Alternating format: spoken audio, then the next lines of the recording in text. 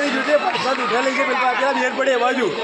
પેલા બેન ની આગળ ના હોય તો ગુલ્ફી જલ્દી નહીં ખાવ પેલા બેન થી એક નીચે પડી ઉઠા લઈ જાય હા અમુક વસ્તુ પાણીપુરી ખાવા માટે પણ દાંત જોઈએ પાણીપુરી મોઢા મૂકીને મોઢું બંધ કરીને આમ થઈ જાય દાંત હોય તો જ થાય ડોસીમાં પાણીપુરી ખાવા ગયા મોઢા મૂકી હાફ દઈને ફીચ કરી ઓલામાં